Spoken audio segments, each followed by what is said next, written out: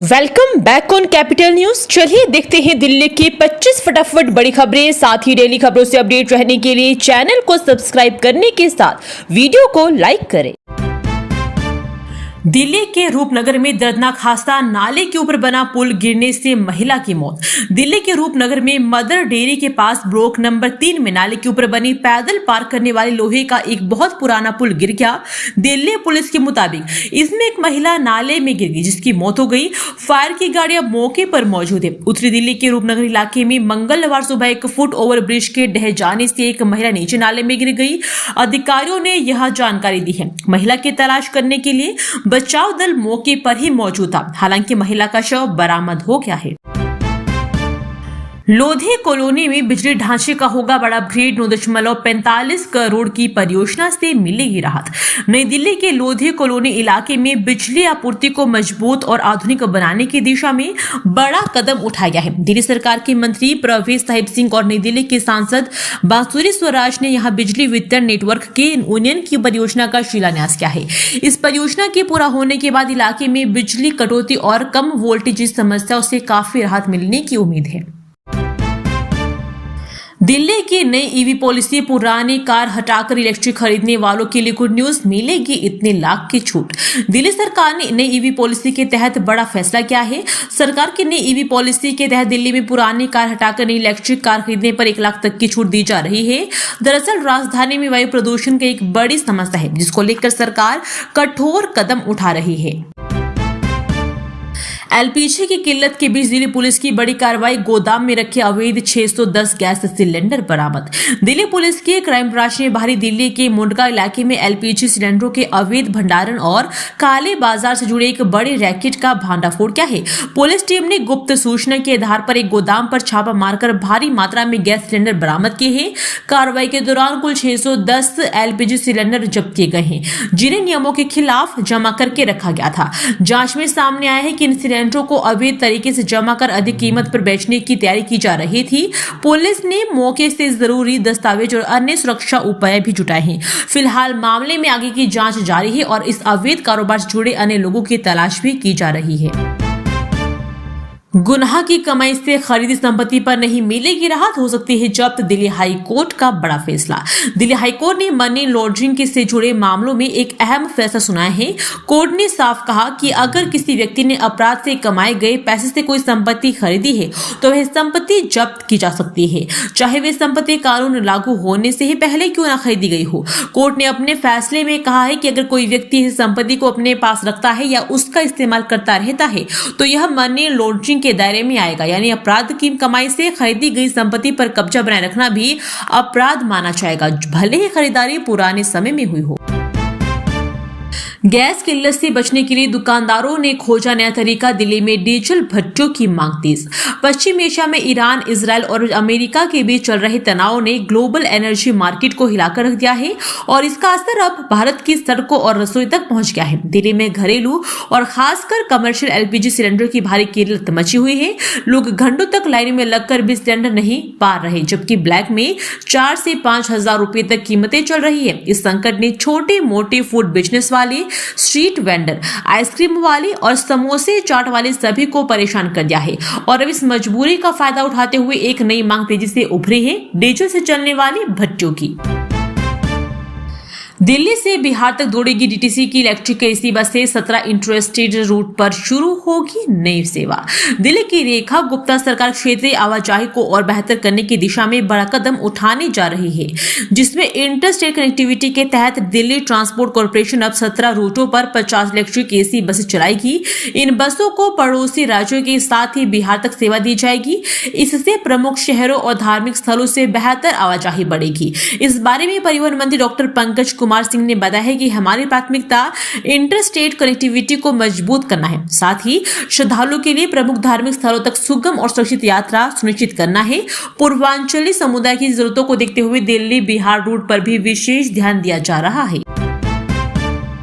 अब साफ हवा में लीजिए सांस। बारिश के बाद दिल्ली की एयर क्वालिटी में सुधार, ग्रेप एक भी हटा, जाने मौसम का हाल। राष्ट्रीय राजधानी में रविवार की बारिश के बाद दिल्ली की हवा में और सुधार दर्ज किया गया है। इसके बाद ग्रेडेड रिस्पांस एक्शन प्लान के स्टेज 1 को हटा दिया गया है।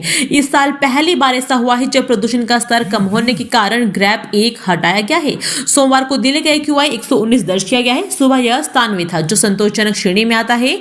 पिछले सप्ताह से दिल्ली में AQI लगातार कम हो रहा है और हवा की स्थिति खराब से सामान्य स्तर की ओर जा रही थी। दिल्ली में बारापुला फेज 3 और MB रोड एलिवेटेड कॉरिडोर की मंजूरी, कैबिनेट बैठक में 3000 करोड़ का बजट पास। राजधानी में ट्रैफिक जाम कम करने और आवाजाही को आसान बनाने के लिए दिल्ली सरकार ने 2 अहम परियोजनाओं के लिए फंड की मंजूरी दे दी है। मुख्यमंत्री रेखा गुप्ता की अध्यक्षता में सोमवार को कैबिनेट बैठक में सराय काली खां से मयूर विहार फेज 1 तक बारापुला एलिवेटेड रोड फेज 3 के निर्माण के लिए संशोधित परियोजना लागत 1635.3 करोड़ रुपए को मंजूरी दी गई है। इसके साथ ही मेहरौली बदरपुर रोड पर एलिवेटेड कॉरिडोर और अंडरपास परियोजना के लिए भी कैबिनेट ने फंड मंजूर किया है। इस परियोजना की अनुमानित लागत 171.14 करोड़ रुपए होगी और इसका निर्माण DMRC करेगी। दिल्ली में 18 और 19 मार्च को कई इलाकों में पानी की दिक्कत रहेगी, पूरी लिस्ट। दिल्ली जल बोर्ड राजधानी के निवासियों को सूचित किया है कि कई इलाकों में 18 और 19 मार्च को पानी की आपूर्ति प्रभावित रहेगी। जल बोर्ड की ओर से जारी अलर्ट में कहा गया है कि भूमिगत जलाशय और बूस्टर पंपिंग स्टेशन की सालाना होने वाली सफाई की वजह से कुछ इलाकों में 18 और कुछ में 19 मार्च को आपूर्ति बाधित रहेगी। 18 मार्च को इलाकों में प्रभावित रहेगी आपूर्ति। AP block Pitampura BPS, Nehru camp JCG, Haiderpur BPS, 748 Shivaji enclave में 18 मार्च को पानी की समस्या रहेगी। 204, 240 Madipur sector A5, A6, A7, A8, A10 Narela TT क्षेत्र, पप्पू कॉलोनी में पानी की आपूर्ति प्रभावित रहेगी। Jain colony, Gupta colony, Shahbad extension, Prahlad Vihar के लोगों को भी दिक्कतों का सामना करना पड़ेगा। सेक्टर 28, 29, 34 और 35 रोहिणी पॉकेट 2, 3 और 4 में भी पानी की आपूर्ति बाधित रहेगी। उत्तम नगर मामला बिना नोटिस नहीं चलेगा, बुलडोजर। हाईकोर्ट में MCD ने दिया भरोसा। MCD ने हाईकोर्ट में यह भरोसा दिया है कि उत्तम नगर इलाके में किसी भी अवैध निर्माण को बिना उचित नोटिस दिए नहीं गिराया जाएगा। यह मामला होली के दौरान हुई एक हिंसक झड़प से जुड़ा है, जिसमें एक युवक की जान चली गई। आरोपी पक्ष की महिलाओं ने अदालत में याचिका दायर कर जताया था कि प्रशासन उनके घरों को अवैध बताकर तोड़ सकता है। MCD के वकील ने स्पष्ट किया कि कोई भी कार्रवाई सुप्रीम कोर्ट के दिशा निर्देशों और कानूनी प्रक्रिया के तहत ही होगी। इसके बाद अदालत ने मामले की सुनवाई बंद कर दी। MCD ने मंगलवार को दिल्ली उच्च न्यायालय को बताया कि वह होली के दिन उत्तम नगर में हुई झड़प में कथित तौर पर शामिल कुछ लोगों के घरों में किसी भी गैर कानूनी निर्माण को बिना उन्हें पहले से नोटिस नहीं दिया जाएगा। उत्तम नगर में हुई झड़प में 26 साल के युवक की मौत हो गई थी। नोरा फतेही के गाने सर के चुनर की शिकायत, दिल्ली पुलिस तक पहुंची FIR की मांग। अभिनेत्री नोरा फतेही और संजय दत्त का नया गाना सर के चुनर अपने कथित अश्लील बोल के कारण विवादों में घिर गया है। फिल्म KD द डेविल का गाना सर के चुनर तेरी सर के सोशल मीडिया पर वायरल हो गया है। कथित अश्लीलता के कारण इस गाने को लेकर जबरदस्त ट्रोलिंग हो रही है। आलम यह है कि नोरा फतेही के इस गाने को लेकर विवाद दिल्ली पुलिस तक जा पहुंचा है। इसको लेकर दिल्ली पुलिस ने शिकायत दर्ज कराई गई है। शिकायतकर्ता का कहना है कि गाने के बोल और सामग्री बेहद आपत्तिजनक और अश्लील है। गुड न्यूज, NCR के शहर में घटे PNG कनेक्शन लेने के रेट किस्तों में भी दिए जा सकेंगे पैसे। गाजियाबाद जिले में LPG गैस की किल्लत के बीच लोगों ने राहत की सांस ली है। अब निवासियों को 5000 रुपए में PNG घरेलू गैस का कनेक्शन उपलब्ध होगा। यह राशि पहले 7000 रुपए थी। जिला आपूर्ति अधिकारी अमित तिवारी ने बताया है कि यह PNG गैस उपभोक्ताओं को राहत दी गई है। उपभोक्ताओं को PNG घरेलू गैस कनेक्शन महज अब 5000 रुपए में मिल सकेंगे। वही जिले में रोजाना 150 PNG कनेक्शन किए जा रहे हैं, जिसमें से 80 लोगों को नए और 70 लोगों को पुरानी डिमांड वाले लोगों के कनेक्शन दिए जा रहे हैं। अधिकारी ने बताया है कि PNG घरेलू कनेक्शन किस्तों पर भी उपलब्ध कराए जा रहे हैं, तो 70 रुपए लोग कनेक्शन करा सकते हैं। रेल तो बनी पर मौत की। पिस्टल के साथ वीडियो बनाते हुए मारा गया दिल्ली का पवन। पूर्वी दिल्ली के दल्लूपुरा गांव में 16 मार्च को एक हैरान कर देने वाला मामला सामने आया है। मोबाइल फोन में रील बनाने के दौरान लाइसेंसी पिस्टल से गोली चल गई और युवक को एक गंभीर रूप से घायल हो गया। युवक को दोस्तों ने तुरंत अस्पताल पहुंचाया, जहां उसकी मौत हो गई। मामले की सूचना मिलने के बाद मौके पर पहुंची न्यू अशोक नगर थाना पुलिस ने शव का पोस्टमार्टम कराने के बाद परिजनों को सौंप दिया है। पुलिस अधिकारी ने बताया है कि मृतक 28 वर्षीय पवन कुमार अपने परिवार के साथ दल्लूपुरा गांव में रहता था। पुलिस ने इस मामले में न्यू अशोक नगर थाने में संबंधित धाराओं में केस दर्ज कर जांच शुरू कर दी है। पुलिस ने मृतक के चचेरे भाई के पास से 10 कारतूस और एक पिस्तौल बरामद की है। घटना का वीडियो मंगलवार सुबह से ही सोशल मीडिया पर वायरल है। वीडियो में युवक खुद को गोली मारता हुआ दिखाई दे रहा है। एयरपोर्ट के पास जमा होगा दूर। टर्मिनल 1, 2 और 3 की ओर जाने वाली सड़कों पर सुगम होगा यातायात। इंदिरा गांधी इंटरनेशनल एयरपोर्ट के टर्मिनल 1, 2 और 3 की ओर जाने वाली सड़कों पर जाम से जल्द छुटकारा मिलेगा। इसके लिए दिल्ली ट्रैफिक पुलिस ने 2 पार्किंग की जगह खोजी है। इन जगहों पर कैब सड़कों के किनारे रुकने के बजाय इंतजार कर सकती है। दिल्ली ट्रैफिक पुलिस के वरिष्ठ अधिकारी ने बताया है कि इसका मकसद इंटरनेशनल एयरपोर्ट के आसपास यातायात को सुचारू करना है। ऐप बेस्ड और कमर्शियल लैब कैब चालक और यात्रियों का इंतजार करते समय चालकों की गाड़ियां सड़क के किनारे ही पार्क हो जाए, ताकि उन्हें तय पार्किंग में चार्ज ना देना पड़े। इस अधिकारी ने बताया है कि जिन जगहों की पहचान की गई है उनमें से एक टर्मिनल 1 पर मौजूदा पार्किंग में है, जहां 100 कैब को पार्क करने की इजाजत दी जा सकती है। यमुना के पानी का सफेद झाग हुआ गुलाबी, पर्यावरणविदों ने जताई चिंता। दिल्ली की लाइफलाइन यानी माने जाने वाली यमुना की दिशा में कोई सुधार होता नहीं दिख रहा है। कालिंदी कुंज में यमुना में अब भी झाग ही झाग दिख रहा है, लेकिन अब झाग का रंग सफेद से गुलाबी हो गया है, जो यमुना के जल का प्रयोग करने वालों के लिए खतरे की घंटी है। पर्यावरणविदों का कहना है कि टॉक्सिक इंडस्ट्रियल वेस्ट है, जिसमें डाई केमिकल की मात्रा बढ़ने से सफेद झाग गुलाबी रंग में तब्दील हो जाती है। माता वैष्णो देवी, खाटू श्याम और अयोध्या के लिए भी बस सेवा शुरू करने की तैयारी में दिल्ली सरकार। दिल्ली परिवहन निगम अंतर्राज्यीय कनेक्टिविटी की ओर अधिक मजबूत करने के लिए जल्द ही 17 मार्गों पर 50 पर्यावरण अनुकूल AC 12 मीटर बसों को चलाने की तैयारी कर रहा है। इन बसों का संचालन association of state road transport undertakings द्वारा निर्धारित बेंचमार्क दरों के आधार पर किया जाएगा। दिल्ली के परिवहन मंत्री डॉक्टर पंकज कुमार सिंह ने कहा है कि हमारी सरकार बेहतर बस कनेक्टिविटी के माध्यम से धार्मिक पर्यटन को बढ़ावा देने की दिशा में तेजी से काम कर रही है। इसी पहल के तहत दिल्ली से कटरा, वैष्णो देवी, खाटू श्याम और अयोध्या जैसे प्रमुख धार्मिक स्थलों के लिए नई बस सेवा शुरू करने की भी योजना बनाई जा रही है, जिससे श्रद्धालुओं को सुरक्षित और सुविधाजनक यात्रा की सुविधा उपलब्ध हो सके। त्योहारों के मद्देनजर दिल्ली पुलिस ने की सुरक्षा व्यवस्था की समीक्षा, ड्रोन पेट्रोलिंग के साथ रखेगी पैनी नजर।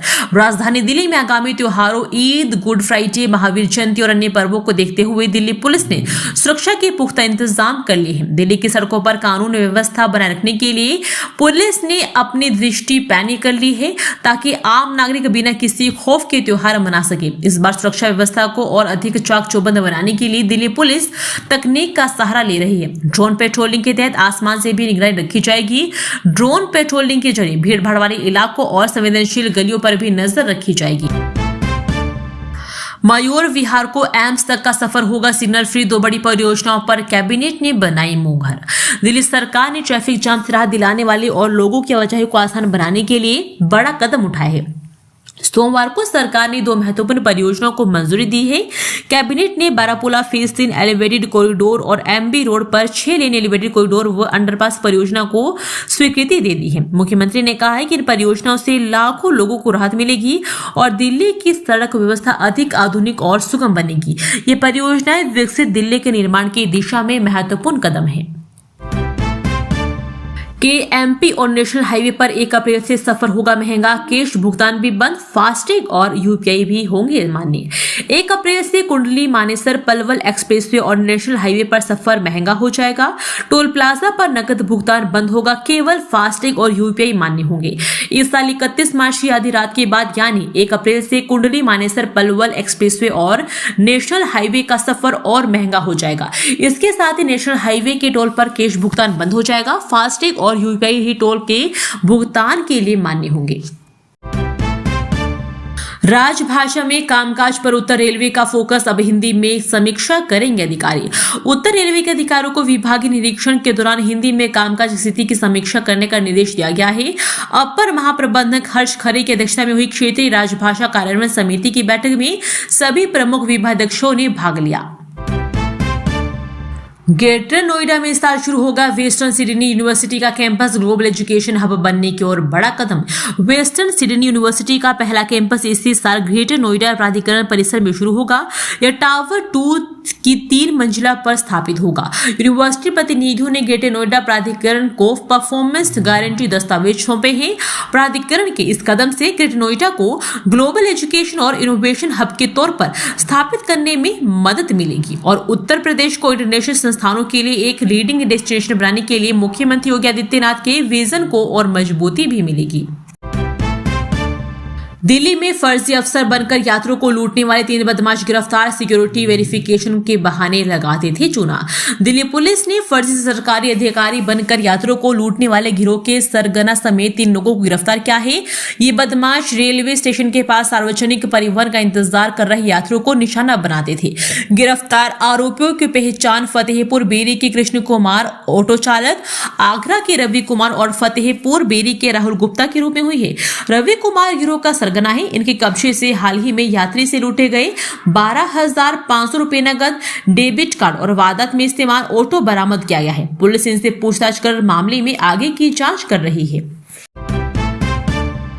अब ट्रैफिक सिग्नल खुद बोलकर बताएंगे रास्ता, दिल्ली की सड़कों पर लगेंगे ऑडिबल सिग्नल, स्पीकर ने एलजी को भेजा प्रस्ताव। दिल्ली विधानसभा अध्यक्ष विजेंद्र गुप्ता ने उपराज्यपाल को पत्र लिखकर दिल्ली में दृष्टि बाधित और बुजुर्ग पैदल यात्रियों की सुरक्षा के लिए ट्रैफिक सिग्नलों पर आवाज आधारित संकेत लगाने का सुझाव दिया है। एम्स के शोध के अनुसार दिल्ली में लाखों लोग दृष्टि समस्याओं से जूझ रहे हैं।